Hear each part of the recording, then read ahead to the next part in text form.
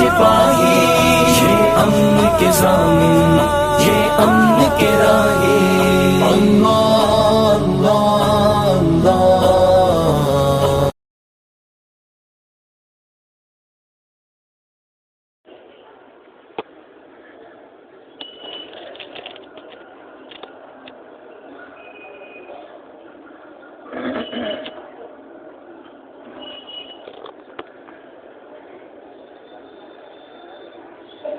نیت کریں کہ انشاءاللہ دعا تک کے بیٹھیں گے۔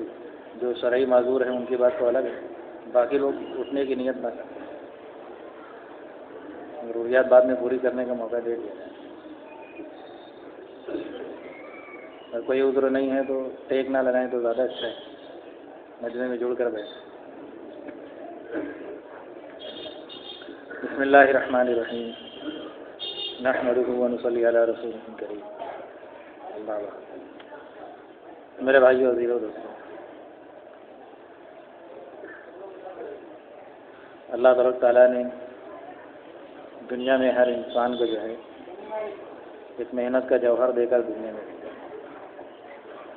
دنیا میں سب سے زیادہ محنت کرنے کی مشین انسان ہے، اور انسان کی محنت ہی پر دنیا کا اور آخرت کا بننا اور بگڑنا اللہ نے رکھا۔ محنت کا رخ اگر صحیح ہو گیا تو ہر انسان خود بھی چمکے گا اور دنیا بھی خیر پائے گی۔ ذرا آگے سرک جائیں، پیچھے والے ذرا آگے آ جائیں، درمیان میں دیکھ لیں، ہر آدمی اپنے آگے اگر جگہ ہو تو سرک جائیں۔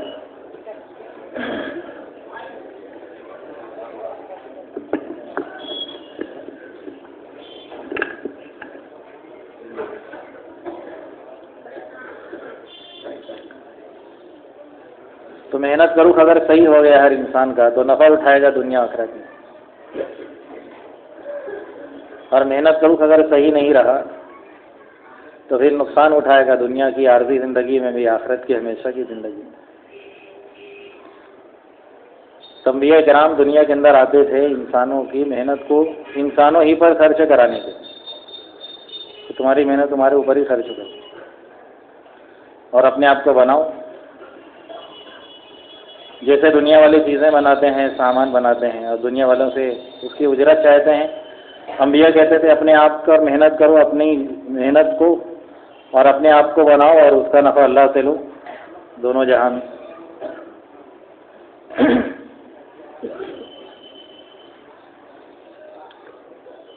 تو دنیا میں سارے انسان محنت تو کر رہے ہیں، لیکن اکثر انسانوں کی محنت کا رخ صحیح نہیں ہے۔ محنت کہاں کرنا چاہیے، جہاں کرنا چاہیے وہاں نہیں۔ اس لیے مولانا یوسف صاحب رحمۃ اللہ علیہ فرماتے تھے کہ انسانوں کی دنیا میں ناکامی کی وجہ محنت نہ کرنا نہیں ہے، بلکہ ناکامی کی وجہ صحیح رخ پر محنت نہ کرنا ہے۔ پوری دنیا میں لوگ اس لیے نہیں ناکام ہو رہے ہیں کہ محنت نہیں کر رہے ہیں کامیابی کی، کامیابی کی محنت تو کر رہے ہیں، لیکن جو منزل ہونا چاہیے، جو صحیح رہے جو ہونا چاہیے، جہاں سے کامیابی ہے وہاں محنت ہی نہیں ہو رہی۔ کہ چیزوں کے مل جانے کو، اسباب کے حاصل کر لینے کو لوگ کامیابی سمجھ رہے ہیں۔ عقل مندوں کے نزدیک چیزوں کا مل جانا یہ کامیابی نہیں ہے، بلکہ کامیابی کے اسباب میسر ہو جائیں اور پھر کبھی چھینے نہ جائیں۔ کامیابی اس کو کہتے ہیں ملنے کے بعد چھینی نہ جائے۔ دنیا میں جتنی چیزوں کو محنت کا میدان انسان بنا رہے کامیاب ہونے کے لیے، وہ سب تو اس کے ہاتھوں سے چھن جا رہی ہیں۔ 4 5 برس کے بعد چھین گیا، ڈگریاں 58 سال کے بعد چھین گئی جاتی، جہاں سے ہے تو وہیں چلے جاؤ، جہاں تمہارا ٹھکانا نہیں۔ تو پروفیسر صاحب، انجینئر صاحب، شعبوں میں کام کرنے والے 58 سال کے بعد ریٹائر کر دیے جاتے، تو تمہاری ضرورت نہیں ہے، یہ چھینو، اب ہم دوسروں کو دیں گے ڈگری۔ وہی چیز اس کو کامیابی کا سمجھ رہا تھا، اس کے لیے اب ناکامی کا سبب ہو گیا، اب وہ اس سے کوئی اور وقتی طور پر فائدہ اٹھائے۔ تو دنیا کے عہدے، منصب، ملک و مال، چیزیں، شکلیں، یہ بنیاد نہیں ہے کامیابی، یہ تو ملنے کے بعد چھین جاتی ہے۔ کامیابی وہ ہے جو ملنے کے بعد چھینے نہ، جیسے انبیاء کو اللہ نے کامیاب کیا تو موت تک کے کامیاب کیا، جنت میں جانے تک یہ ہر صحابی کامیاب ہوا، کہ درمیان میں اس سے کامیابی کا فیصلہ ہٹا دیا گیا ایسا نہیں ہوا۔ کوئی ولی دنیا کے اندر وقتی طور پہ نہیں کامیاب ہوا، تو موت کے آخری سانس تک کہ اللہ سے فائدہ اٹھاتے رہے۔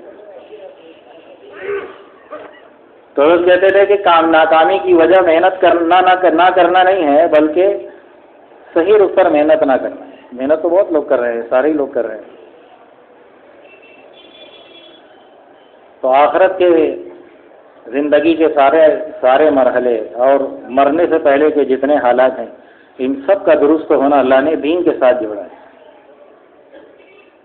کہ آخرت کے بھی سارے مسائل حل ہوں گے دین سے، اور دنیا کے بھی سارے مسائل حل ہوں گے دین ہی سے، اور دین کو جوڑا ہے محنت کے ساتھ کہ پہلے محنت ہے، پھر دین ہے، پھر کامیابی ہے۔ یہ ترتیب ہے اللہ کی بتائی کہ پہلے محنت کرو صحیح رخ پر، کہ کس پر کرو، کہ دین پر، کہ محنت سے دین آئے، اور دین سے کامیابیاں آئے۔ کہاں کا؟ دنیا سے لے کے جنت پہ جانے تک، کبھی نہ ختم ہونے والے زمانے تک۔ تو یہی رخ صحیح کرنے کے لیے نبیوں کو بھیجا گیا۔ کوئی نبی کسی گھر میں، کسی قبیلے میں، کسی بستی میں، کسی علاقے میں۔ انبیاء کرام کو اللہ کو بھیجے جانے کا مقصود یہ تھا کہ ان کی محنتوں کو صحیح کرو۔ ان کی محنت کا رخ صحیح ہو گیا تو پھر یہ فائدہ اٹھائیں گے دنیا آخرت۔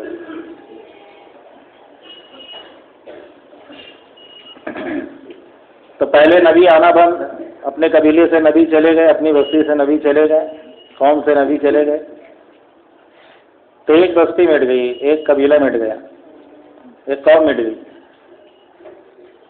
کہ پہلے نبیوں کے آنے سے محدود علاقوں میں اور محدود قوم میں اور محدود بستیوں میں نفع ہوتے تھے، اور ان کے جانے سے ان کے نقصانات محدود ہوتے تھے۔ جناب نبی کریم صلی اللہ علیہ وسلم کو اللہ نے وہ سارے شعبوں میں محنت کے لیے بھیجا جو آپ سے پہلے مختلف زمانوں میں انبیاء کو مختلف شعبوں میں بھیجا گیا،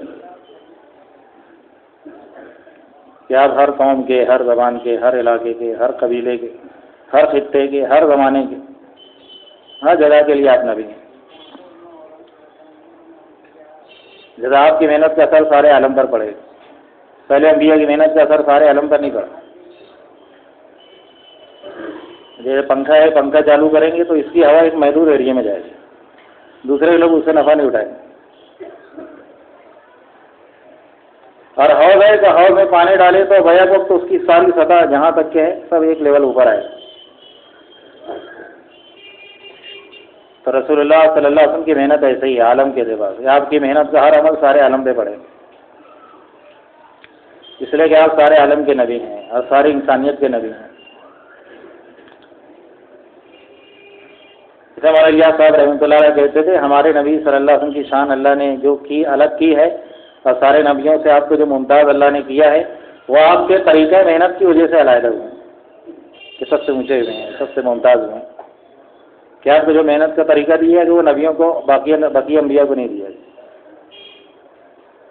آپ کی محنت سب سے اونچی، آپ کی محنت سب سے بڑی۔ یہ محنت میں جتنا اونچا اٹھان ہوگا کہ اتنے اونچے نتائج آئیں گے۔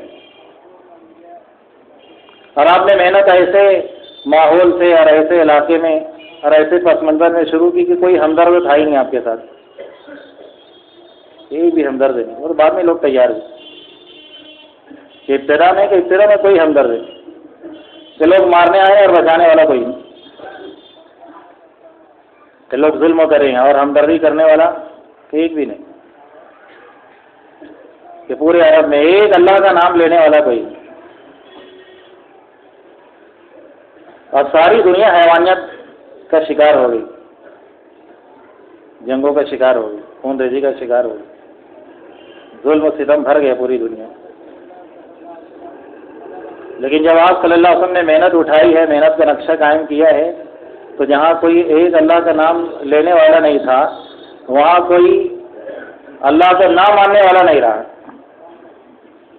کہ بورڈ لگ گیا کافر کا داخلہ حضور امام میں ہمارا منع ہے، اب کوئی نہیں آ سکتا، یہ کب تک؟ قیامت تک نہیں داخل ہو سکتے وہاں۔ جہاں ایک مرد ایک عورت نہیں اللہ کا نام لینے والا، وہاں کوئی داخل ہی نہیں ہو سکے کہ اللہ کا انکار کرنے والا کہ نہیں، گنجائش نہیں ہے تمہیں آنے کی. اور نظام ایسا بدلی ہوا. ایک آدمی آیا حضرت سلمان فارسی رضی اللہ عنہ کے پاس، کہنے لگا کہ میں مختلف قبیلوں میں سے، مختلف دیہاتوں میں سے گزر کے یہاں تک آیا ہوں، سب کو ایسا پایا جیسے ایک ماں باپ کی اولاد ہوں. ہر کوئی مجھے اپنے یہاں ٹھہرانا چاہتا تھا، ہر کوئی پناہ دینا چاہتا تھا، ہر طرف سکون، ہم شانتی. کہ جہاں جنگیں تھیں وہاں یہ نظام ہو گیا، اور جہاں لوٹ مار کر کے کھانے والی قوم بس رہی تھی وہ لوگوں پر لگانے والی بنی. ایسا لگانے والی بنی کہ ایک آدمی کے خاطر اپنے بھی بچوں کو بھوکا سلا دی. چراغ درست ہونے کے بہانے اندھیرا ہو جائے، دوسروں کو مار کے کھانے والے خود کے فاقے میں اپنے آپ کو ڈال.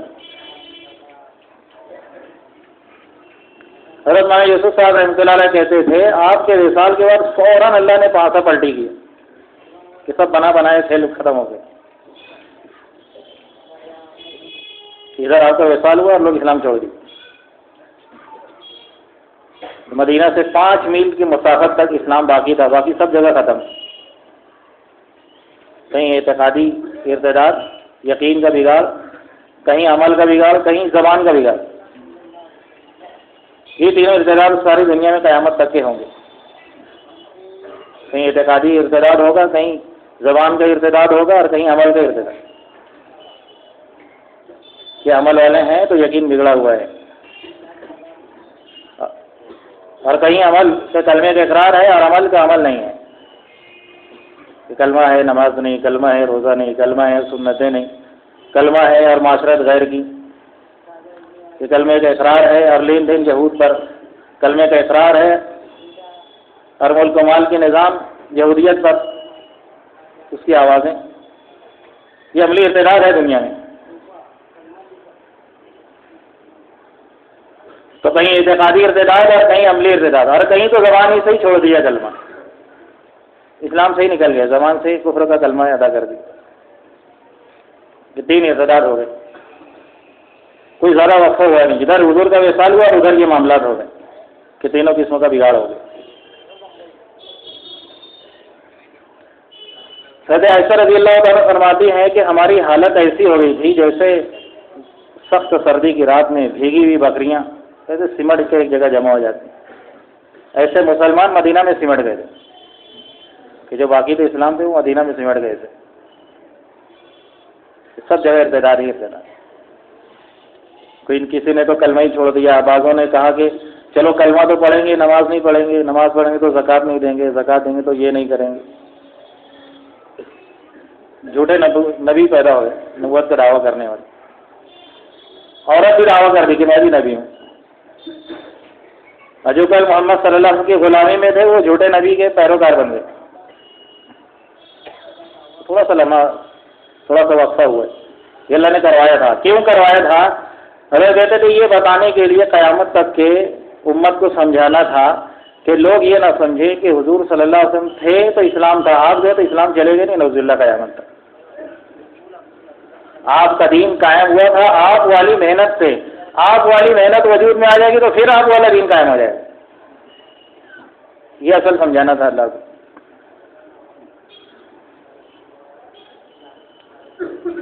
اور وہ محنت پر اٹھایا ہے امت کو ابو بکر صدیق رضی اللہ تعالیٰ نے.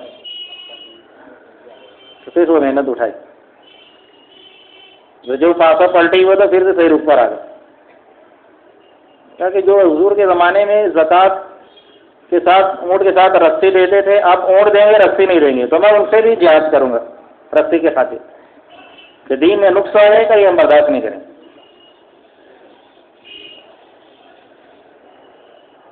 ہمارے یوسف صاحب رحمۃ اللہ علیہ کہتے تھے اللہ یہ کام ان لوگوں سے لے گا جو دین کا ذرہ برابر بھی نقصان برداشت نہیں کریں.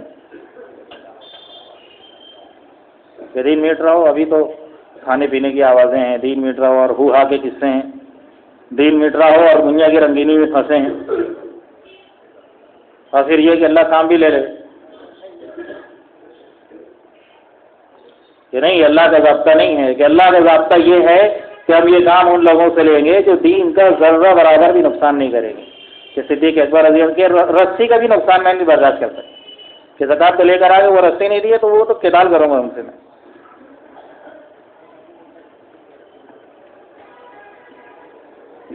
تو اسی رخ پر محنت اٹھائی تو قیامت تک کے لوگوں کی زبان بند کرنے کے لیے کہ میٹا دین کیسے زندہ ہوگا، کہ عقل لگانے کی ضرورت نہیں ہے، نئی نئی اسکیم لینے کی ضرورت نہیں ہے، نئی نئی آوازیں نکالنے کی ضرورت نہیں ہے، نئی نئی تحریک اور تنظیم چلانے کی ضرورت نہیں ہے، تاکہ اس محنت پر امت آ جائے جس محنت پر حضور چھوڑ کر گئے تھے۔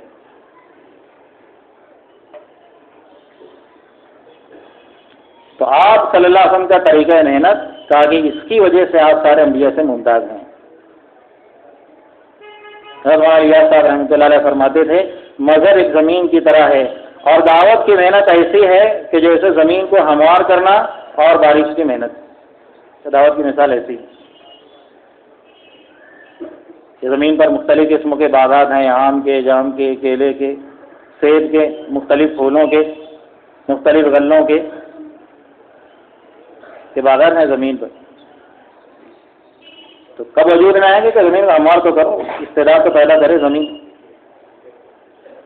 اور پھر کہا اس میں بارش کو تو داخل کرو پہلے، ورنہ زمین تاکہ کوئی پھل نہیں اگا سکتی اور کوئی غلہ نہیں دے سکتی اور کوئی پھول نہیں دے سکتی۔ کہ جناب نبی کریم صلی اللہ علیہ وسلم نے پہلے یہی محنت کی تھی کہ دعوت کی محنت، تو زمین تیار ہوئی تو پھر اس میں تقوی کے اور معرفت کے اور ایمان کے اور عبادتوں کے اور معاملات کے اور معاشرت کے اور اخلاق کے خلافت کے زہد کے، تقوی کے، توکل کے، قناعت کے، عدل کے، احسان کے، سچائی کی، امانت کے، کہ جو کچھ رسول اللہ صلی اللہ علیہ وسلم لے کر آئے گا سب اگ گیا اس میں۔ اس لیے آپ کہتے تھے یہ محنت ریڑھ کے ہڈی کے جیسے اسلام میں، مولانا صاحب رحمۃ اللہ علیہ کی ملفوظات میں صاف لکھا یہ محنت کیسی ہے اسلام میں کہ جیسے ریڑھ کی ہڈی، اس کے بغیر جسم قائم ہی نہیں ہو سکتا، کہ اس محنت کے بغیر اسلام کی بنیاد نہیں قائم ہو سکتی، اسلام پھیل نہیں سکتا، وسیع نہیں ہو سکتا، وسعت نہیں آ سکتی، اور اس محنت کے بغیر اسلام میں قوت نہیں پیدا ہوگی، اور اس محنت کے بغیر دنیا میں خلافت بھی قائم نہیں ہوگی۔ مولانا یوسف صاحب رحمۃ اللہ علیہ کہتے تھے ہو سکتا ہے کہ دین دوسری محنتوں سے بھی زندہ ہو جائے مگر خلافت اس محنت کے بغیر قائم نہیں ہو سکتی، کہ خلافت اس محنت ہی سے قائم ہو، کہ امت میں سے ابھی تو یہی شعور نکل گیا خلافت کس کو کہتے ہیں، ملک و مال کی محنت کس کو کہتے ہیں۔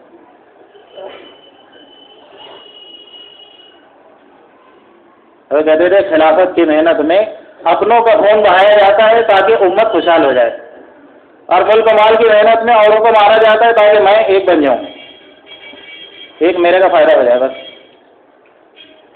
اس لیے آپ نے خلافت کے دونوں ابتدائی کونوں پر اپنے دامادوں کو رکھا، ابو بکر صدیق رضی اللہ عنہ کو، حضرت عمر رضی اللہ عنہ، اور خلافت کے دوسرے کونوں پر اپنے داماد کو رکھا، دونوں داماد کو۔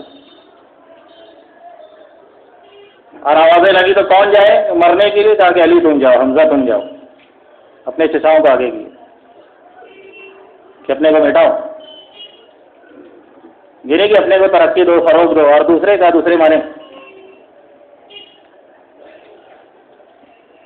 تو خلافت کی محنت تو یہ ہے کہ اپنے کو مصیبت میں ڈال دی، اس لیے سیدوں پر قیامت تک کے زکوٰۃ حرام کر دی اللہ کے نبی، صدقہ حرام کر دی کہ آپ کے خاندان والوں پہ کہ نہیں زکوٰۃ نہیں لے سکتے، صدقہ بھی نہیں لے سکتے۔ حالانکہ یہ ایسی انکم ہے زکوٰۃ کہ کتنی بھی مندی ہو اور کتنی بھی بھوکماری ہو کہ مسلمان کی ایک دم فکس آمدنی ہے زکوٰۃ، کہ ہر حال میں ملے، زکوٰۃ کے مستحق کو زکوٰۃ مل کے رہے گی۔ تو کوئی قیامت میں تانا نہ رہے یا رسول اللہ امت کو قربانی کی تلقین کی، اپنے اولادوں پہ موزے کر گئے تو تانا نہیں ملے گا میری اولاد کہ زکوٰۃ نہیں لے سکتے۔ تو کہتے تھے یہ تو شعوری ختم ہو گیا کہ خلافت کیا ہے، ملک و مال کیا ہے۔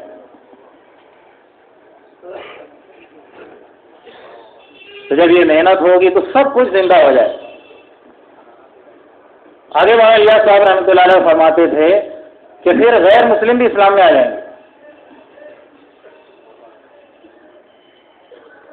جو کہتے تھے اس زمانے میں غیر مسلموں کو اسلام میں لانے سے زیادہ کارگر اور ابتدائی محنت اس کی ہے کہ قومی مسلمان کو دینی مسلمان بنایا جائے اور نام کے مسلمان کو کام کا مسلمان بنایا جائے. یہ حضرت کے ملفوظات میں لکھا ہے. یہ بھی تو قومی مسلمان ہے، یہ قوم کا مسلمان، وہ قوم کا مسلمان. کہ مسلمان کو کیا بنا کہ دینی مسلمان، اور نام کے مسلمان کو کہ کام کا مسلمان بناؤ. کس کو کیا کام دے کر بھیجا گیا؟ کہ یہ محنت ریڑھ کی ہڈی کے جیسی ہے.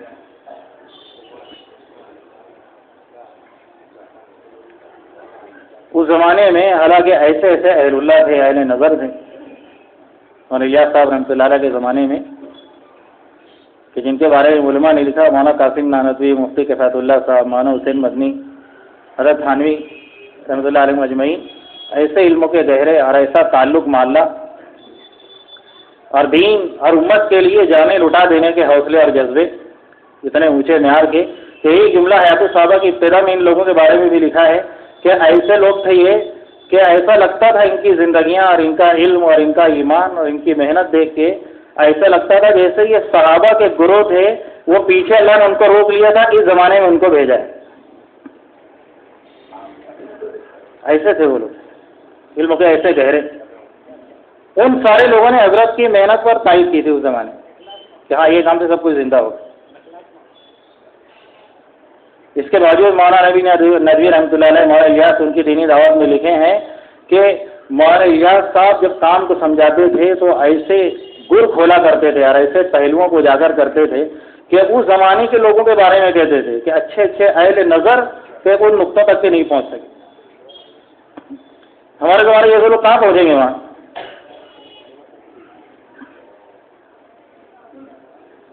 حضرت تھانوی رحمۃ اللہ علیہ کو جب کارگزاریاں پہنچی تو بے چین ہو گئے، کہنے یہ علماء بیان کرتے ہیں تو فتنہ ہو جاتا ہے، یہ جاہل میواتیوں کو الیاس نے تبلیغ کے لیے پھرا دیا، اس سے کیا کتنے فتنے پھیلے ہیں. لیکن جب کارگزاریاں آتی چلے گئی، سنتے گئے تو اشتیاق پیدا ہوا، حضرت سے ملاقات ہوئی. کارگزاری سن کے ہی مطمئن ہو گئے. آپ کے خانقاہ کے تھے مولانا ظفر صاحب، ان کو جب میواتیوں کے ساتھ گشت میں رہبر بنا کے بھیجا تو پسینے میں سراور ہو گیا. کہنے حضرت ہم کیا اللہ کی صدا خانقاہ میں لگا رہے ہیں، ہمارے پڑوس کے آدمی کو متکلم نے کہا کلمہ سناؤ تو کلمہ نہیں سنا سکا وہ.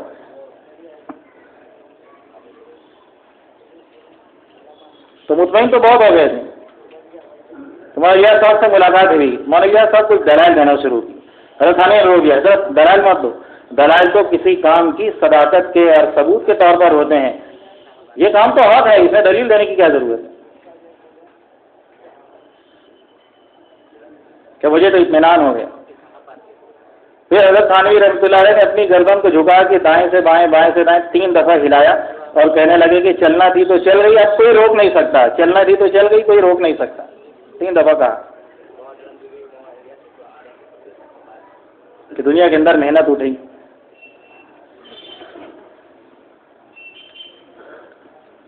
مولانا علی میاں ندوی رحمۃ اللہ علیہ کہتے تھے مولانا الیاس صاحب کے پاس سارے عالم کا نقشہ تھا سامنے، پوری دنیا کو سامنے رکھے، لیکن آپ کہتے تھے کہ امت میں اتنی استعداد نہیں ہے.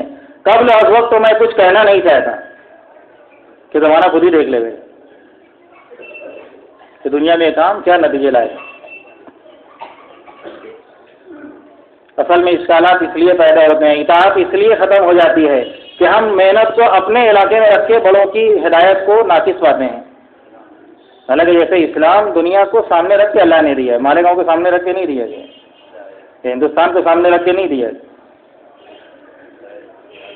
یہاں لوگوں کو سمجھ میں نہیں آتا، جیسے ہندوستان کے لوگ چونکہ اوپر جائیں گے تو کہیں کچھ اور ہی تھے، بعد میں اسلام ملا تو خمیر میں ہمارے یہاں دوسری شادی معیوب سمجھی جاتی ہے، دوسرا نکاح. افریقہ کے اندر گئے تو دیکھے کہ کتنے مسلمان اکثر و بیشتر رہتے جن کی 4 بیویاں، اور بعض ایسے ملاقاتوں میں ہے کہ 4 بیویاں ہونے کے باوجود بھی غلط کاریوں میں پڑے ہوئے ہیں. تو اسلام تو ان کو بھی سامنے رکھ کے دیا، ہم سمجھتے ہیں اسلام مالکوں کو سامنے رکھ کے دیا ہے، اس لیے اعتراض کرتے تھے. مرکز کے امام صاحب کی عمر تھی 54 سال کی، 54 سال، 4 بیویاں تھیں اور 50 بچے تھے ان کے. اتنی استعداد ہے. تو ایک چیز وہاں جا کے سمجھ میں آئی کہ 4 نگاہ کیوں ہمارے یہاں، تو چونکہ ہمارے یہاں معاشرے میں وہ چیز نہیں ہے، وہ استعداد نہیں ہے، تو بجائے یہ کہ ہم خاموش رہتے تو ہم مترد ہو گئے اس سے۔ ایسے ہی دین کی محنت بھی ہے، دین کی محنت سارے عالم کو سامنے رکھ کے دی گئی کہ دنیا کے 6 بر اعظم میں یہ کام چلنا ہے، کام پہنچانا ہے، تو کیا چیزیں اٹھانا ہے، اس کے کیا اصول ہوں گے۔ تو کام صرف یہاں تھوڑی کرنا ہے، وہ تو سارے بر اعظم میں بھی کرنا ہے۔ تو ایسا اصول اللہ نے دیا ہے اس کام کے کرنے والوں پر، ایسے اصول کو کھولا ہمارے اکابرین پر، بڑوں پر، کہ پوری دنیا میں کوئی ہاتھ ڈالنا چاہے تو نہیں ڈال سکتا، اس کی بقا کے لیے، اس کی پہنچ کے لیے، اس کے پھیلنے کے لیے۔ ہماری سمجھ میں نہیں آتی تو ہم بجائے یہ کہ اطاعت پر آتے، ہم کیل کال میں لگ جاتے۔ کام تو تابع داری کا ہے، کیا بتایا جا رہا ہے وہ کرو، اطاعت کو نفع پر غالب کرو۔ صحابہ کو یہی سکھایا گیا تھا۔ حضرت حذیفہ رضی اللہ عنہ کو بھیجا جاسوسی کے لیے، کہا کہ کوئی حرکت کر کے آنا نہیں، تو گئے تو دیکھا ابو سفیان ہے، نشانے پر ہے، کہ سارے فتنے کی جڑ یہی ہے، تو ترکت سے تیر بھی نکال لیا۔ بات یاد ہے کہ کچھ کر کے آنا نہیں، کتاب کو پیچھے رکھتے، نفع کو سامنے رکھتے، تو زیادہ سے زیادہ یہ ہوتا کہ ابو سفیان مر جاتے، حضور شاباشی دیتے کہ چلو ایک بڑا گرو گھنٹال کو مار کے آیا، لیکن آگے کے کتنے نفع بند ہو جاتے۔ تو ترکش میں تیر رکھا ہے۔ میں یوسف صاحب رحمۃ اللہ علیہ کہتے تھے ابراہیم علیہ السلام سے اللہ نے اتنا بڑا کام لیا ہے کہ اس کی بنیادیں 2 تھیں، کہ 2 آزمائشوں سے گزارا، ایک قربانی کی اور ایک اطاعت کی۔ ایک آزمائش کون سی تھی؟ کہ قربانی کی، کہ سارا مال لگاؤ، ساری جان مشقت میں ڈالو، سارے جذبات قربان کرو، اور ایک اطاعت کی۔ ابراہیم وہ کرتے ہو کہ نہیں جو ہم کرتے ہیں؟ تو آج میں گرتے گرتے کچھ نہیں کہے، اور جب 20 بچوں کو چھوڑنے کی تشکیل ہوئی تو جبرائیل صلاۃ السلام ساتھ میں چلے، وہ نشاندہی کی یہاں چھوڑنا ہے، تو چیخ نکل گئی، کہہ رہے ابراہیم ٹھیک کرو، یہاں اللہ نے کہا کہ ہاں یہیں کہا ابراہیم، یہیں لانا ہے۔ تو سمجھے تو کچھ بھی نہیں آ رہا ہے۔ اگر ابراہیم بیت اللہ بناؤ، آواز لگاؤ، اللہ میری آواز کیسے پہنچے گی؟ کہ نہیں جو کہہ رہا جا رہا، جو کہا جا رہا وہ کرو۔ پہلے دن ابراہیم صلی اللہ علیہ وسلم کے ذریعے ضابطہ بتا دیا کہ آلات اور رواجی شکلوں سے بات پہنچانے پر اللہ کی تعریف نہیں ساتھ ہوگی۔ ابراہیم السلام کو یہی ذہن میں تھا کہ میری آواز کیسے پہنچے گی، کہ نہیں آواز تو اللہ پہنچائے گا، تو تم کرو وہ جو اللہ کہہ رہا ہے۔ ہمارے یوسف صاحب ان سے کہتے تھے ایسے جیسے بتایا جا رہا ہے ویسے کرو، تمہاری باتیں عالم میں پہنچایا جا رہا ہے۔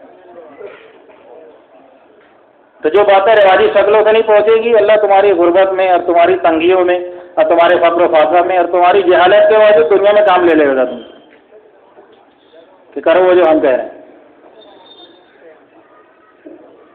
اسے مولانا صاحب کہتے ہیں اجتماعیت دلوں کے ملنے کو صرف نہیں کہا جائے، ورنہ عہد کے موقع پر تو بولو کوئی ہمت کرے کسی صحابی کے بارے میں کہ نعوذ باللہ ان دونوں کے دل پھٹے تھے، کسی صحابی کا دل پھٹا تھا عہد کے موقع پر، ورنہ اللہ کے تعلق میں کوئی کمی آئی، نہ عبادتیں چھوٹی، نہ قربانی میں کمی آئی، کہ کچھ بھی نہیں۔ لیکن جو کام کی ہدایت دی گئی تھی رسول اللہ صلی اللہ علیہ وسلم کے ذریعے سے، تاکہ یہ علاقہ چھوڑنا نہیں جب تک کہ میں نہ کہوں، اس پر اپنی سمجھ کو غالب کر دیا کہ شاید حضور کی منشا یہ تھی کہ جب تک جنگ ہوتی رہے، اب تو ختم ہو گیا، آپ ہٹ جاؤ، کہ جو ہدایت دی گئی اس ہدایت پر اپنی عقل کو غالب کیا۔ تو سارا میدان جو ہاتھ میں آیا تھا، ہاتھ سے نکل کے مشرقین کے ہاتھ میں چلا گیا کہ ماتھا پلٹی ہو۔ خالد بن ولید اسلام میں نہیں آئے تھے، اوپر چڑھے ہیں اور جیتی ہوئی جنگ شکست میں بدل گئی، ورنہ صحابہ تو مجتمع تھے دل کے اعتبار سے بھی، اجسام کے اعتبار سے بھی، کہ ہدایت پر منتشر ہو گئے۔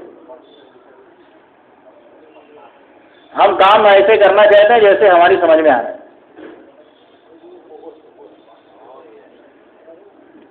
کہ یہاں تو ایسا کیوں، وہاں تو یہ نفع ہو رہا تھا، ایسا اس میں کیوں ایسا ہو گیا، اس میں کیوں ایسا ہو گیا۔ یہ کام لینے کی بنیاد نہیں اللہ کے، اس لیے جو بتایا جا رہا ہے وہ کرو، گشتوں کے اعتبار سے، مشورے کے اعتبار سے، دعوت تعلیم استقبال کے اعتبار سے، اجتماعات کے اعتبار سے، مستورات کے کام کے اعتبار سے، امت کے افراد کے محنت میں جوڑنے کے اعتبار سے، کہ خروج ہو مقامی اعمال ہو، کہ کریں وہ جو بتائیں۔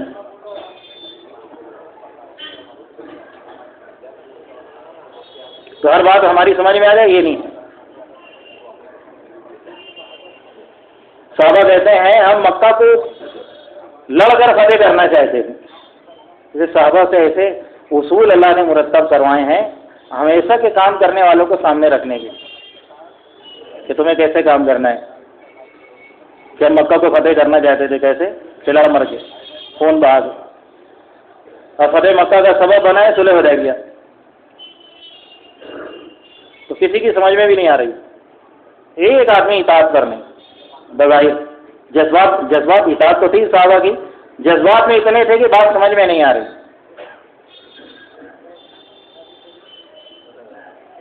سہیل ابن عمرو مشرکین کے سردار میں سے آئے وفد بن کے, اور جب ایگریمنٹ طے ہو رہا تھا معاہدہ تو کہا کہ لیسا من جانب محمد الرسول, کہنے یہ رسول اللہ کاٹو. یہی تو جھگڑا ہے مذہب اللہ کہ ہم آپ کو رسول نہیں مانتے, مان لے تو جھگڑا ہی کہیں نہیں ہو. تو محمد ابن عبداللہ لکھو. حضرت علی رضی اللہ عنہ کو آپ نے کہا کہ علی کاٹ دو. کہ یا رسول اللہ آپ حق ہیں کہاں, اللہ حق ہے کہاں, اسلام حق ہے کہ حق ہے, ہم حق پر ہیں کہ حق پر ہیں, پھر ہم کیوں ڈریں, مجھے نہیں کاٹنا, میں نہیں کاٹوں گا. کہ نہیں علی کاٹ دو اسے. جب نہیں کاٹے تو حضور نے معلوم کر کے کہا ہے خود ہی کاٹ دی. بعد میں جب ٹکرا ہوا حضرت معاویہ رضی اللہ عنہ کے زمانے میں حضرت علی روتے تھے کہ جب وہ معاہدہ طے ہو رہا تھا تو آپ نے لکھوایا من جانب امیر المومنین علی بن طالب رضی اللہ کی طرف سے. حضرت معاویہ کا آدمی آ کے کہنا کہ امیر المومنین کاٹو, جھگڑا تو اسی کا بات کہنا, امیر نہیں مانیں گے آپ کو. آپ روئے کہ اگر میں حضور کی بات کو مانتا تو آج میرے اوپر یہ دہرائی نہیں جاتی بات.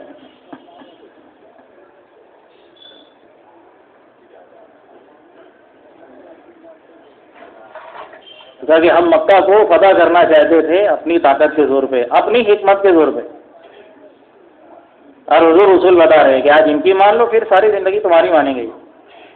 جو محمد رسول اللہ کٹوا رہے ہیں سہیل رضی اللہ تعالیٰ بعد میں بنے, اور بعد میں جب آئے تو حضور کا تھوک گرنے نہیں دیتے تھے, چہرے پر مل لیتے تھے, ناک مل لیتے تھے, بلغم مل لیتے تھے.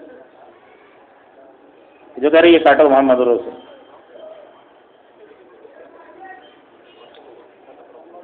اب مکہ فتح ہوا تو اعلان کیا کہ جو ابو سفیان کے گھر میں چلا جائے, حرم میں داخل ہو جائے, اپنے گھر کا دروازہ بند کر لے, اسے ہم نے. اب بیت اللہ کی چوکھٹ پر ہاتھ لگا کھڑے ہوئے, سہیل ابن عمرو سامنے تھے. انہیں بتا تمہارے ساتھ کیا سلوک ہے. یہ تقریر بہت زبردست کرتے تھے. جب گرفتار ہو گیا تو حضرت عمر نے کہا یا رسول ان کے آگے کے دونوں دانت توڑتا ہوں. وہ سنائے الیے ہی نہیں رہیں گے, آواز پاس ہو جائے گی, الفاظ صحیح رہیں گے نہیں, لوگوں پر اثر نہیں پڑے گا ان کے بیان کا. کہ نہیں توڑو مت دانت, ہم دانت توڑنے نہیں آئے ہیں. تو بعد میں وہ کہتے تھے نا کہ بولو تمہارے ساتھ کیا سلوک کیا جائے. تو کہنے لگے حضرت سہیل کہ ہم نے تو بچپن میں بھی آپ کو شریف پایا, جوانی میں بھی پایا, آپ آج بھی آپ کو شریف ہی پاتے ہیں. کہ جاؤ میں تو وہ کروں جو میرے بھائی یوسف نے کہا تھا اپنے بھائیوں کے لیے. تو ایسا خوش ہوئے حضرت سہیل, اور ان کو دیکھ کے ایسا لگ رہا, حضرت نے لکھا ہے حیات الصحابہ میں کہ ایسا لگ رہا تھا جیسے آج ان کو زندہ قبروں میں کسی نے گاڑ دیا تھا اور پھر سے نکالا گیا ان کو قبروں میں. تو یہ ہو اور پھر چلے ہیں اپنے خاندان کے 500 لوگوں کو لے کے ملک کے سامنے شہید ہو گئے. 500 لوگوں کو شہید کرا کلمے کے ساتھ. کہ نہیں ہم تو کام ایسے کریں گے, ہم حق پر ہیں, انہیں ماریں گے ہم. کہ نہیں ہم جو کہہ رہے ہیں وہ کرو. 1400 لوگوں کو اطاعت پر ڈالا کہ کام یہ ہے.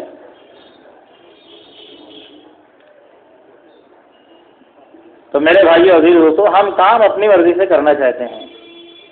کچھ وقتی نفع تو سامنے آ جائے گا, ہو سکتا ہے, لیکن آگے کی راہ مسدود ہو جائے گی, اللہ نہ کرے. تو اللہ تو اطاعت والوں سے کام لے. ہم کتنی نظام الدین کی اطاعت پر آئے, ہر آدمی یہ دیکھے تو ہر بات سمجھ میں آ جائے. یہ ضروری نہیں کہ ہر بات ہر ایک کو ہی سمجھ میں آئے. یہی سمجھانے کے لیے حضرت موسیٰ علیہ السلام کو اللہ نے سفر کروایا تھا خضر علیہ السلام کے ساتھ کہ جاؤ سفر کرو دیکھو. تو کہا کہ ایک شرط ہوگی کہ جو سمجھ میں جو دیکھیں تو اعتراض نہیں کرنا ہے. کہہ رہے ہیں ہاں نہیں کروں گا, میں آپ کی اطاعت میں چلوں گا. اور ہر بار اعتراض کر دیا, ایسا کیوں, یہ ایسا کیوں, بچے کی گردن کیوں مرو دیا, کشتی میں سوراخ کیوں کر دیا, گرتی دیوار کیوں اٹھا دی. تو معافی مانگتے رہے, بعد میں الگ کر دے گا, جاؤ یہاں سے, موسیٰ تم میرے ساتھ نہیں چل سکتے. اللہ کے نبی صلی اللہ علیہ وسلم نے فرمایا جس کا مفہوم ہے کہ اللہ رحم کرے موسیٰ پر، اگر صبر کرتے تو بڑی عجیب عجیب باتیں دیکھتے، صبر ہی نہیں ہوا۔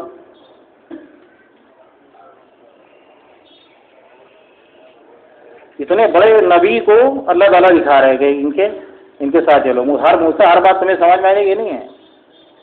ایک بنی اسرائیل میں ایک آدمی نے سوال کر لیا تھا کہ موسیٰ تم سے زیادہ علم کسی کے پاس ہے؟ تو کہا کہ نہیں، میرے زیادہ علم کسی کے پاس نہیں ہے۔ تو اللہ کو یہ بات اچھی نہیں لگی، اس کے لیے سفر کروایا تھا خضر علیہ السلام کے ساتھ کہ موسیٰ تمہیں بہت تھوڑا علم دیا گیا ہے، یہ میرا بندہ خضر ہے، اس کو تو بہت زیادہ ہے۔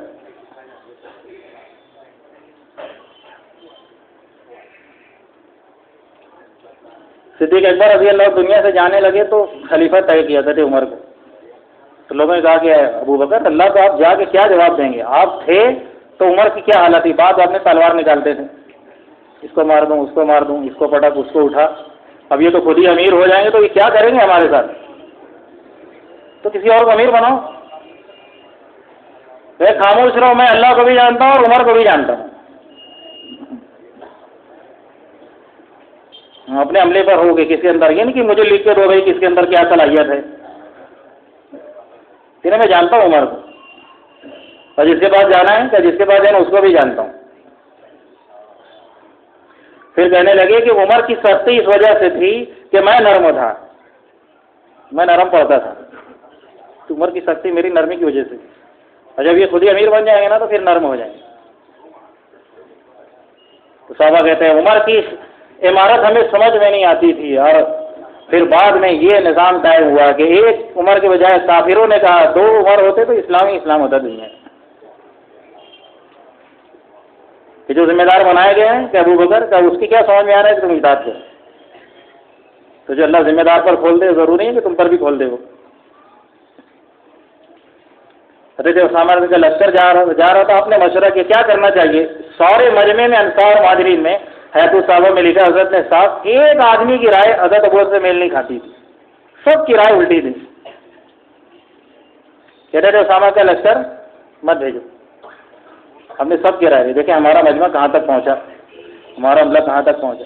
پھر آپ نے اصول تبلیغ کا اصول سوچ کر لوگوں نے نہیں دیا ہے کہ لوگ سوچ کر تحریک بنا لیتے، تنظیم بنا لیتے، اپنی کوئی محنت اٹھا لیے،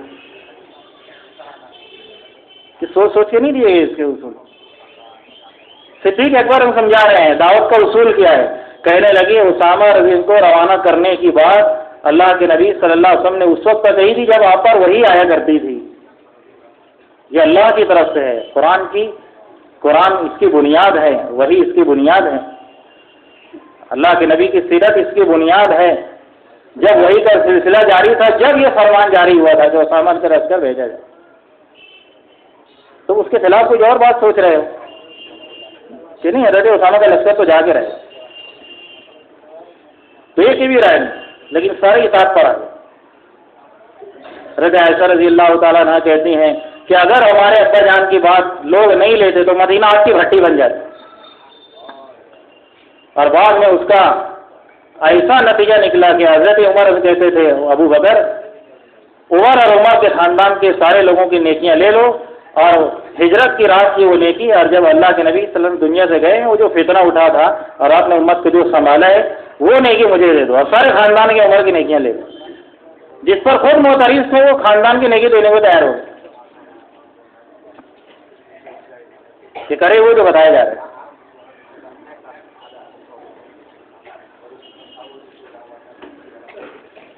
میرے بھائی عزیز دوستو، ہم سب اپنی سمجھ سے کام کرنا چاہتے ہیں، اس لیے ترقی نہیں ہے کام میں، نہ اپنی ذات میں۔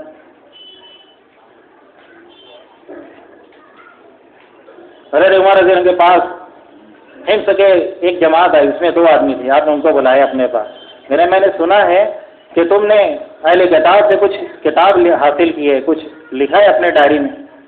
وہ خوش ہو گئے کہ امیر المومنین شاباشی دیں گے، کہہ رہے ہاں ہم نے لکھا ہے۔ کہ کیا لکھا ہے؟ کہ ہم یہودیوں کے پاس بیٹھتے تھے، وہ ایسی باتیں کرتے تھے کہ ہمارے بدن کے روئیں کھڑے ہو جاتے، رونگٹے کھڑے ہو جاتے، ایسا بیان کرتے تھے۔ تمہیں پسند آئی وہ بات، ہم نے لکھی اس میں، کہنے آؤ میرے پاس بیٹھو، میں تمہیں سمجھاؤں، میں اپنی بات بتاتا ہوں۔ میرے یہودیوں سے تعلقات تھے تو ان کی تورات کی کچھ اچھی باتیں میں نے ان سے حاصل کر لی، ایک کتاب میں لکھی، چمڑے میں لپیٹ کے اللہ کے رسول کے پاس آیا میں۔ اور کہنے لگے یا رسول اللہ کتنی اچھی باتیں ہیں، اور آپ کا چہرہ متغیر ہو گیا، سرخ ہو گئے۔ عبداللہ بن ثابت کہنے لگے کہ عمر بس کر دیکھ کیا کر رہا ہے تو؟ اللہ کے نبی کی حالت ہے اتنا شدید غصے میں کہ انصار ہتھیار لگا کے مسجد کے اندر داخل ہو گئے۔ ایک آدمی اعلان کر دیا نماز کی وجہ سے جمع ہو جاؤ مسجد میں، سارے انصار ہتھیار کے ساتھ مدینہ سے گھروں سے نکل کے مسجد نبی میں آئے اور ممبر شریف کو گھیر لیں کہ آج اسے قتل کر دیں گے جس نے اللہ کے نبی کو دکھ پہنچایا ہے۔ کون یہ حرکت کی ہے؟ تو پتہ چلا خطاب کے بیٹے نے یہ کیا ہے۔ آپ گھبرا گئے، بار بار کہہ رہے ہیں کہ میں تو اللہ کو رب ماننے پر، اسلام کو سچا ماننے پر، محمد صلی اللہ علیہ وسلم کو نبی ماننے پر راضی ہوں۔ پھر آپ نارمل ہوئے اور کہنے لگے اگر موسیٰ علیہ السلام بھی آ جائیں اور تم میری اطاعت چھوڑ کے ان کی اطاعت پر جاؤ تو گمراہ ہو جاؤ گے تم۔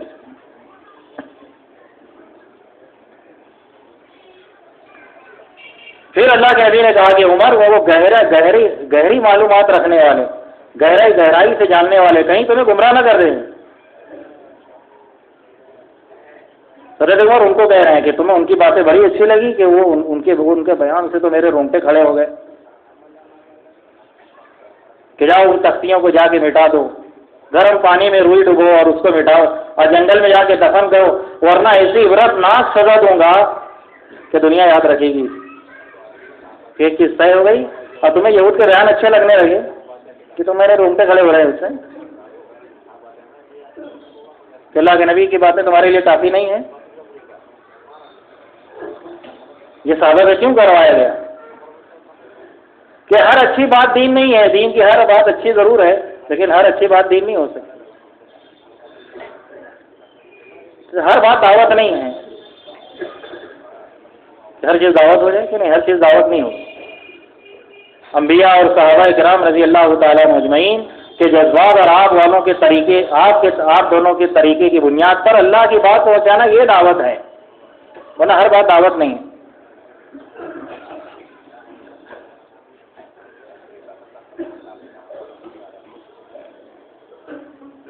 جسے مولانا یوسف صاحب رحمۃ اللہ علیہ کہتے تھے دوسری تحریکوں میں تم سے اچھے بیانات کرنے والے موجود ہیں، مسئلہ بیان کا ہے ہی نہیں دوسری تحریکوں میں کہ تم سے اچھے بولنے والے ہیں۔ یہ کام تو اپنے ہی نہج سے چلے گا، اپنے ہی طریقے سے چلے گا۔ اس پر کتنا مجتمع ہوئے کام کی رعایت پر کتنا جمع ہوئے۔ حضرت مولانا الیاس صاحب رحمۃ اللہ علیہ کے سامنے کوئی بیان میں لطیفہ یا کوئی قصہ کہانی یا کوئی شعر کہتا تو آپ تڑپ جاتے اور بے چین ہو جاتے کہ اب رخ پر آئے گی، پٹری پر اس کی گاڑی آئے گی۔ جب نہیں آتی تو اس کو کہتے بھائی مطلب کی بات کرو ورنہ بیان ختم کر دو۔ میں نے یوسف صاحب رحمۃ اللہ نے نظام الدین نے ایک آدمی کا بیان طے کیا، وہ بیان کرتے کرتے کچھ شعر کہے، حضرت اپنے اجنے سے بھاگتے ہوئے کہنے اسے ڈھول دے دو، ڈھول بجا کے گائے گے۔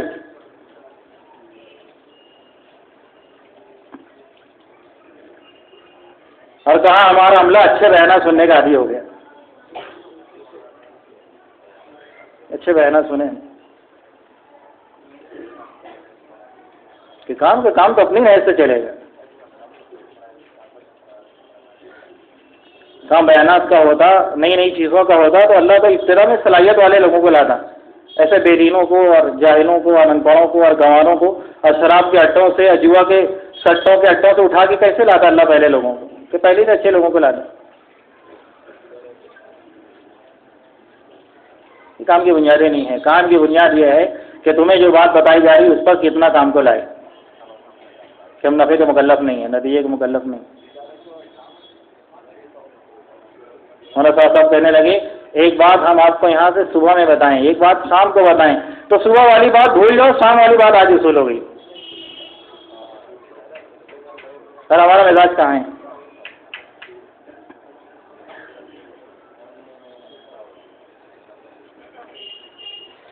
تو میرے بھائیو عزیز دوستو، یہ کام تو اپنے ہی اصول سے چلے گا۔ مولانا الیاس صاحب رحمۃ اللہ علیہ کہتے تھے اصول کے بغیر موٹر نہیں چلتی، روٹی اصول سے پکائی جاتی ہے، ہر چیز کا ایک اصول ہے۔ تو چھ جائے کہ مادی چیزوں کا اقرار کرنے کے بعد اتنے بڑے کام کو ہم بے اصولی سے کریں۔ آپ فرمایا کرتے تھے ماضی میں یہ محنت اٹھی ہے، اب تاریخ میں ہے، دعوت کی تاریخ میں دو واقعات ایسے ہوئے ہیں کہ محنت قربانی کے ساتھ اٹھی تھی لیکن اصول سے ہٹ گئی تو اوپر سے جا کے نیچے آ گئی۔ یہ تو واقعات ایسے گزرے ہیں تاریخ میں دعوت کی محنت کہ اوپر پہ جا کے نیچے چلی جائے۔ اس لیے تم اس محنت کو اصول سے کرو، اگر اصول سے نہیں کرو گے تو جو عذاب دیر میں آئے گا مجھے ڈر ہے کہ کہیں وہ گھنٹوں اور منٹوں میں نہ جائے. لوگ اسے گشت پر کہتے ہیں کہ گشت اصول سے کروانا صدیوں کی، وہ سر اس میں آئیں گی. مولانا صاحب کام پہ کہتے تھے اس کو، کام اصول سے کرو، کہ کام کا ہر عمل، دعوت کا ہر عمل کا اصول سے کرو. اسی لیے 2 مہینے کی تشکیل ہو جاتی ہے نظام الدین آؤ وہاں کہ جہاں وہاں جا کے دیکھو کام کو کیا ہے. ورنہ میں اپنی کہوں، آپ اپنی کہیں، وہ اپنی کہیں اور اسی کو کام سمجھیں. تو سب طرف سے یکسو ہو جائے آدمی کام کے لیے. مولانا صاحب ہم کہتے تھے کام قربانی کے ساتھ اور اخلاص کے ساتھ اور استخلاص سے کرو تو کیا ہو رہا ہے دنیا میں ادھر ادھر ہمیں اس کی ضرورت نہیں کہ کام کے ہو گئے رہ جاؤ. آپ کہتے تھے میری یہ تمنا ہے کہ میرا دل، میرا دماغ اور میری قوت اور میرے اوقات یہ سب صرف کام کے لیے مختص ہو جائیں اور اس کے ماسوا سے میں اپنے آپ کو ہٹا لوں. اس لیے آپ کو اگر کوئی دوسری طرف متوجہ کرتا تھا آپ صاف معذرت کر لیتے کہ میرے لیے تو یہی کام ہے، کہ میں تو یہی کام کا ہوں. ایک آدمی نے کہا حضرت میرے حالات یہ ہیں خراب ہیں، آپ مجھے کوئی 24 گھنٹہ دے دو. مولانا کہنے لگی کہ بھئی ہمارے یہاں تو ہر درد کا مرہم تبلیغ ہے. 24 گھنٹے میں نے نہیں سیکھے، کہاں تبلیغ سیکھی ہے اور اسے بھی سیکھ رہا ہوں. یہ حضرت نے کہا اسے بھی سیکھ رہا ہوں کہ میں نے تو ہر درد کا مرہم کہ تبلیغ ہے کہ اس کے ذریعے سے دین کو فروغ ہوگا تو اللہ راضی ہوگا اور روضہ اطہر میں رسول اللہ صلی اللہ علیہ وسلم کو ٹھنڈک پہنچے گی تو اللہ سارے بگڑے کام کو خود ہی بنا دے گا. یہ کام کروں تو لوگ مایوس ہو گئے تھے مولانا صاحب رحمۃ اللہ علیہ. اور استخلاص کے ساتھ جب محنت اٹھی، اصل میں میرے بھائی عزیز و دوستو یہ محنت میڈیا پر نہیں آتی، اس کے لیے لوگ دھوکے میں ہیں، ہم بھی دھوکے میں ہیں. کوئی تھوڑا سا کرے تو میڈیا میں آ جائے تو چرچا ہو جائے تو لوگ سمجھیں ہاں کتنے نتیجے نکل رہے ہیں، تو اپنی محنت میں احساس کم طریقہ جذبہ پیدا ہو جائے. ہماری محنتوں کے نتیجے نہیں ہیں، میڈیا میں نہیں سنائے جاتے کس سے کیا نتیجے نکلے. ہماری تو کارگزاریاں اپنی ذاتی نہیں سنائی جاتی. مولانا صاحب نے جو اپنی کارگزاری سنائے وہ سب سے بڑا جھوٹا آدمی ہے. ہماری تو اپنی کارگزاریاں نہیں. مطلب دنیا میں کیا نتیجے دیے جو بیرون ہو کر آئے ہیں ان سے ذرا انفرادی طور پہ پوچھو کہ لنگڑی لوڑی ٹوٹی پھوٹی محنت میں ٹوٹے پھوٹے لوگوں سے کیا نتیجے بیرون میں ظاہر ہوئے. ذرا پوچھو ان سے تنہائیوں میں بیٹھے.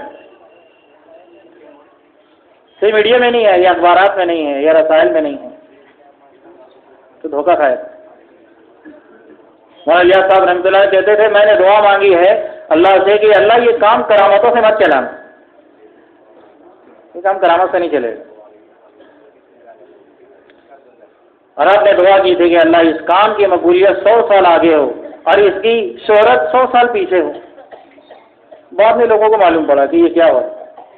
حضرت ہی کے زمانے میں کچھ سال گزرے جب اس کے نتیجے آنا شروع ہوئے تو لوگ میڈیا والے پہنچے اور رسائل میں چھاپنے والے وہ کارگزاریوں کو قلم بند کیا، چھاپا اور اس عنوان سے چھاپا تھا نئے انکشافات. وہ تبلیغ کو انعام دیے تھے نئے انکشافات کہ کیا ہو رہا ہے بنگلے والی مسجد سے ہمیں کچھ پتہ ہی نہیں، یہ دنیا سے کٹی رہی ہے محنت. تو میڈیا والے خود آ کے اپنے اخباروں میں رسائل میں چھاپ دیے اسے. اور ایسے لوگ جو اس کام کے مخالف تھے اور روڑے اٹکاتے تھے انہوں نے اس کے نتائج اور حمایتیں اپنے رسائلوں میں لکھی. پڑھو اپنے بڑوں کی بات. ہم تو پڑھتے نہیں، پتہ نہیں کیا کیا ادھر ادھر کی باتیں پڑھتے ہیں، اسی کو سنتے ہیں، اسی کو بولتے ہیں، وہی آواز لگے تو لبیک بھی کہیں.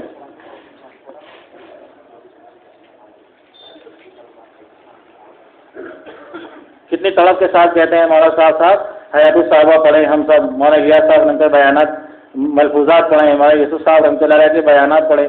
کتنا ہمارا عملہ ہے اس قطعے میں. ایسے علم کے رکھنے والے مولانا علی میاں ندوی رحمۃ اللہ علیہ، مولانا عمر پالن پوری رحمۃ اللہ بیان ہوتا تھا فجر کے بعد نظام الدین میں. مولانا عمر صاحب کے پاس آ کے مولانا علی میاں صاحب کہنے لگے کہ مولوی صاحب آپ میری لکھی ہوئی کتابیں مت پڑھا کرو.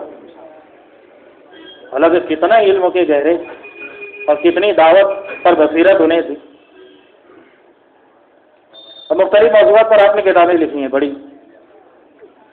مولانا صاحب کو کہنے لگے کہ میری لکھی ہوئی کتابیں آپ مت پڑھا کرو. مولانا صاحب کہنے میں تو حیران ہوا. کہہ رہے ہیں مولوی صاحب کیوں؟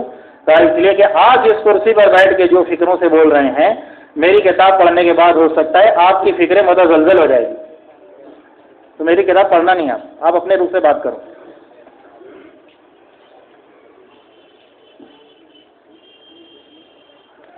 تو بڑوں کی ہدایت کے مطابق میرے بھائیوں، اتنا جو عملہ ہمارا چلا 4 مہینے لگا کے وقت لگا کے کیوں بیٹھا کام سے، کیوں ضائع ہو رہا ہے؟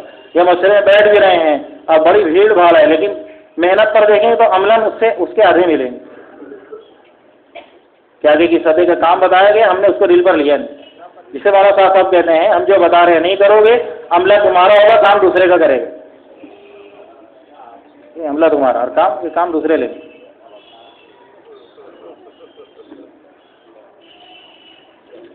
تو بجائے لینے کی باتیں بڑی گہرا ہو گئی ہمارے لیے، بجائے سمجھنے کی وہ گہرانی ہو گئی۔ تو سب کچھ اللہ پاک اسی کے ذریعے سے ظاہر کرے، زندہ کرے۔ تو کہا جو ہدایت نظام و دین سے کام کی دی جا رہی ہے تو اس کے مطابق ہم اپنے آپ کو لائیں، اپنی محنت کو لائیں، اپنے ایک ایک عمل کو لائیں، مقامی بیرونی عمل، اور پوری امت کو محنت کا میدان بنانا ہے کہ طبقوں کو نہیں۔ مولانا یوسف صاحب نے بیانات میں لکھا ہے کہ طبقوں پر محنت کرنا یہی اصل بگاڑ ہے، صاف لکھا ہے کہ طبقوں پر محنت کرو تو کیا ہے کہ یہ بگاڑ ہے۔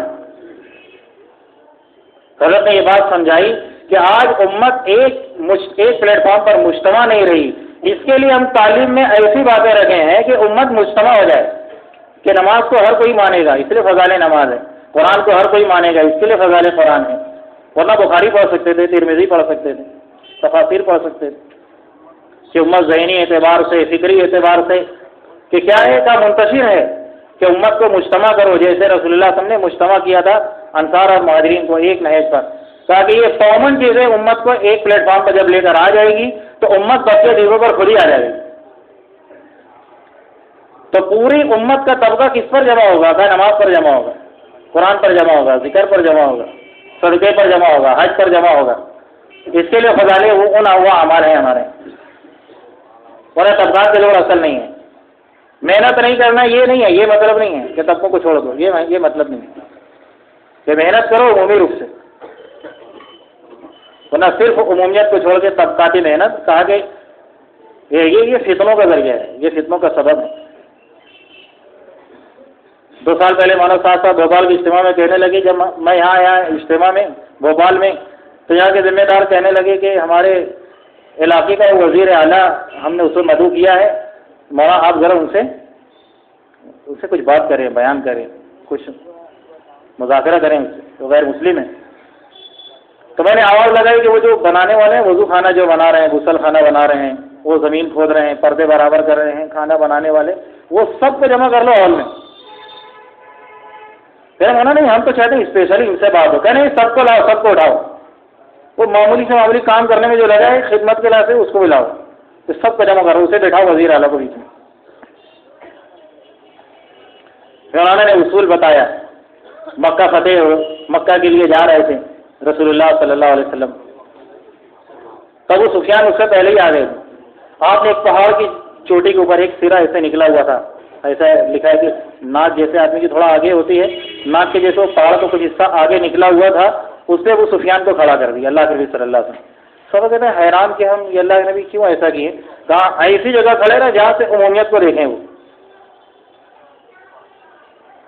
تو عام لوگوں کا عام قبیلوں کو جھنڈے ایک کے ہاتھ میں لے کے چھوٹے چھوٹے قبیلے نکل رہے ہیں، اور ایک قبیلہ گزرا اور ابو سفیان حیرت زدہ رہ گئے۔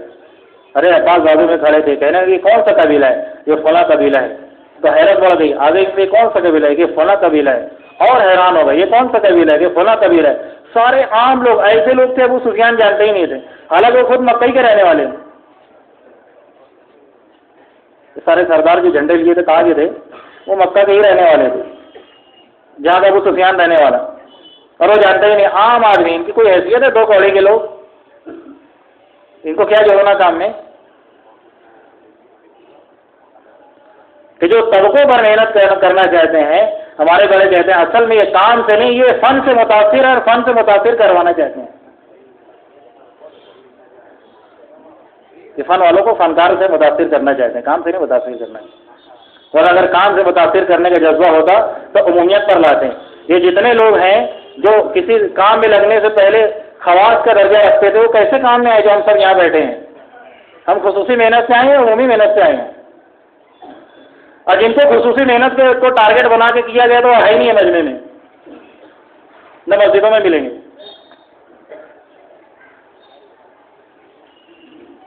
تو حیران ہوتے چلے جا رہے ہیں ابو سفیان کہ یہ ہے، یہ ہے، یہ ہے، اور آخری میں رسول اللہ صلی اللہ علیہ وسلم انصار اور مہاجرین کے ساتھ 10,000 کا لشکر لے کے نکلے، تو حیرت بہت ہی کی،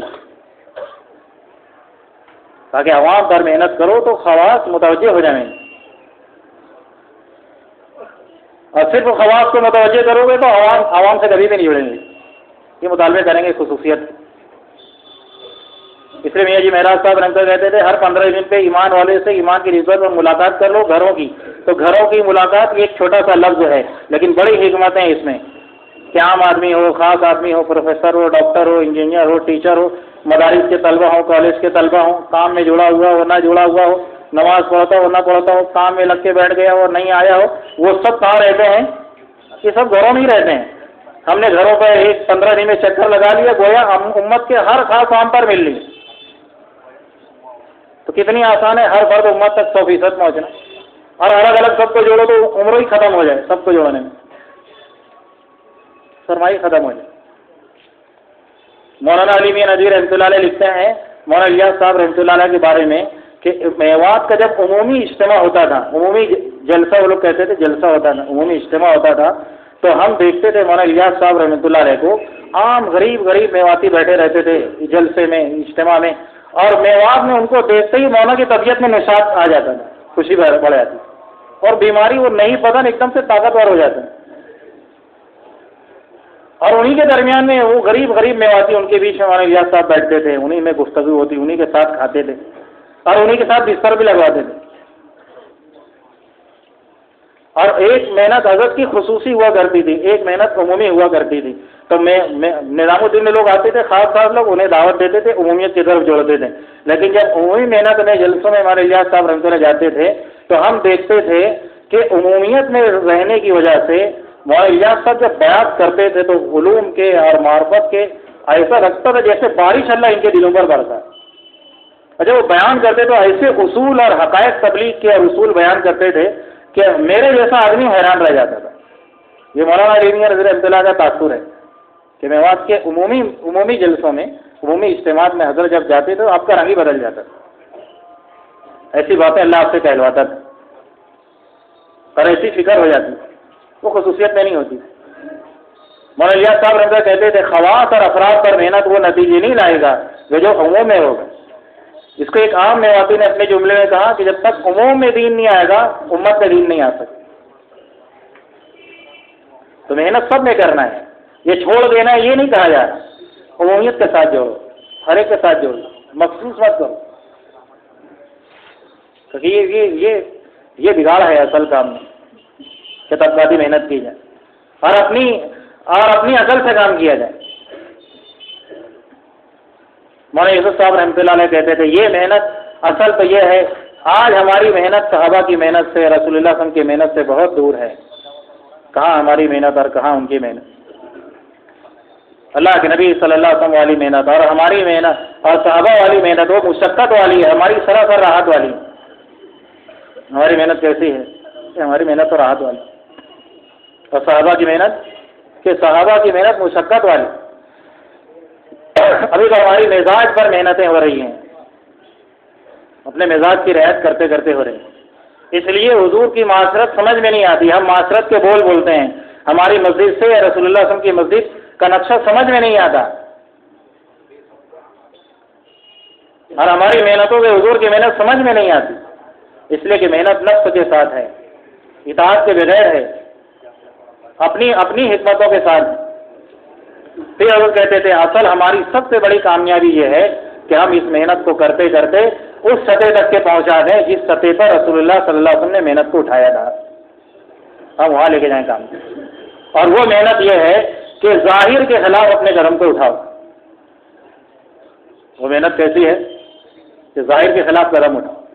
آج ہماری تشکیلیں چلے 4 مہینے کی بیرون کی تشکیلیں ہمارے ظاہر کے حالات درست ہیں تو ہماری تشکیلیں ہوتی ہیں، اور حالات نہیں ہیں تو پھر برسوں کے 4 مہینے چھوٹے ہیں، چلے چھوٹے ہیں، کتنے ڈیو پڑے ہیں اور کوئی فکر نہیں، کیونکہ ہم ظاہر کے خلاف اٹھنا نہیں چاہتے۔ مولانا یوسف صاحب رحمۃ اللہ کہتے تھے اللہ یہ کام ان سے لے گا جو ظاہر کے خلاف اٹھیں گے۔ صدیق اکبر رضی اللہ عنہ ظاہر کے خلاف کھڑے ہوئے تھے ورنہ کوئی بھی حمایت کا نہیں تھا۔ کہتے تھے جو ہر حال میں کام کرنا نہیں چاہیں گے اللہ ان سے کام نہیں لے گا، بلکہ وہ تو کام سے ایسے کٹنے کا ان کو خطرہ ہے کہ جیسے پتجھڑ کے پتے ہیں کہ قریب اکھڑ جائیں، کام سے درخت سے اکھڑ جائیں، ایسے ہی اکھڑ جائیں گے جو ہر حال میں کام نہیں کریں گے کہ ہر آواز سے لبیک، ہر آواز سے الحمدللہ، کہ کون کہ جو ہر حال میں کام کرنا نہیں چاہیے۔ ابو بکر صدیق رضی اللہ ظاہر کے خلاف سب سے آگے ہیں، اتنی محنت ساری زندگی کھپا دی، یہاں تک کہ موت کی آخری گھڑی تک کے کام کیے ہیں، آخری سانس تک کہ روح نکلنے کا موقع ہے اور کام کر رہے ہیں۔ اب کہہ رہے ہیں کہ میرے بعد خلیفہ کس کو بناؤں، تو کس کو بنانا، بات بولتے بولتے بے ہوش ہو گئے۔ حضرت عثمان رضی کہتے ہیں کہ میں نے اپنی طرف سے لکھ دیا عمر، تو ہوش میں آئے تو کہنے لگے کہ کیا لکھے، کہ کہاں تک لکھے، کہ حضرت آپ نے یہاں تک کہا تھا، میں نے آگے بڑھا دی عمر ابن خطاب۔ کہنے ہاں میں یہی چاہ رہا ہوں، تو روح نکلنے کا موقع ہے اور خلافت کا کام کرنا ہے، کہ کام ان کو ذمہ دار بناؤ اور یہاں سے لو۔ اور پھر حضرت عمر رضی کو بلایا اور کہنے لگے کہ دیکھو اگر میری روح نکل جائے شام میں تو صبح کا انتظار نہیں کرنا، اور صبح میں مر جاؤں تو شام کا انتظار نہیں کرنا۔ ابن حارث رضی آگے کہیں فلاں جگہ ارتداد ہو گیا اور لوگ اسلام چھوڑ دیے، اسلام سے نکلنے لگے، تو عمر میری موت کو سبب مت بنانا رکنے کا، اور صبح اور شام کو سبب مت بنانا، اور فوراً لشکر تیار کر کے روانہ کر دے۔ اور آپ کا انتقال ہو گیا اور آپ نے بدریوں کو جمع کر کے تشکیل کرنا ہے اور ایک آدمی کھڑے ہو کے نام لکھانے کو تیار نہیں۔ 3 دن تک آپ تشکیل کر رہے ہیں، بولو فلاں جگہ ارتداد ہو گیا، کون جائے گا کون جائے گا۔ 3 دن کے بعد ایک نیا آنے والا بعد میں کام میں آنے والا وہ کھڑا ہوا، تو حضرت عمر ایسا غصے میں آئے کہ میری تو منشا یہ تھی کہ بدر والوں کو کسی کو امیر بناتا، لیکن اب بدر والوں کو امیر نہیں بناؤں گا، یہ نئے کو امیر بناؤں گا۔ ان کو بنائے اور نئے عملہ دے کے بھیجے کام کے۔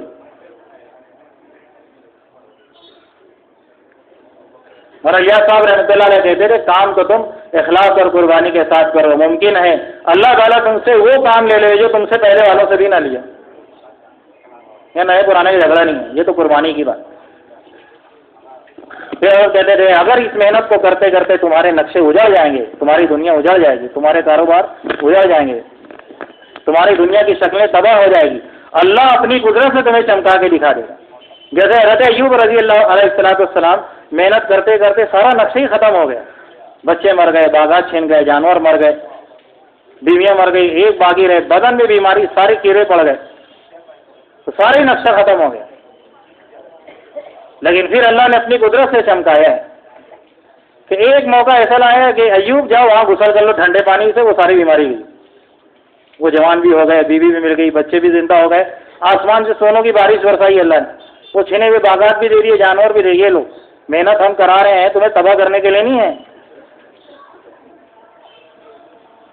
اسماعیل علیہ السلام سے محنت کرے، ہمارے عمر پر جاؤ بچپن سے ہی، تو وادی غیر ذی زرع میں پلنے کے نقشے بنا کے دکھا دی کہ ایسے ہم پال کے دکھائیں گے تمہیں، کہ تمہارے نقشے جڑے ہیں تو ہم پالیں گے تمہیں، کہ ابراہیم تمہارا نقشہ اجڑا ہے کہ نہیں، آج ہم تمہیں بچا کے دکھائیں گے۔ تو بنی اسرائیل کو اطاعت کرنے پر اور اللہ کی ماننے پر کا نقشے اجڑ گئے، ظلم و ستم میں کہا کہ نہیں یہ بھی فرعون اور فرعونیوں کو ڈبا کے اور پھر مصر کے محلات تمہیں دیں گے، کہ میرے یوسف تمہارے نقشے اجڑ گئے، جیل میں ٹھونس دیے گئے، کیسی تختے پر تمہیں بٹھا کے دکھاؤں گا۔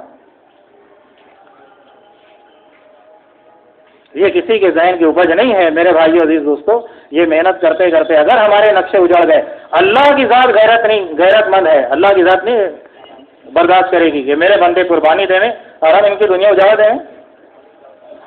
اس کے لیے میرے بھائیو عزیز نیت ارادے کریں، پوری دنیا میں اللہ کے کلمہ لے کر جائیں گے انشاءاللہ، اور جو نہج نظام الدین سے کام کی بتائی جا رہی ہے اس نہج کو سیکھیں گے، 2 مہینہ لگا کے اپنی مسجدوں کو اس رخ پر لائیں گے، اپنے آپ کو لائیں گے، اور دین علماء سے سیکھ کے اور محنت اور نہج نظام الدین کے لے کے پوری دنیا میں چلیں گے۔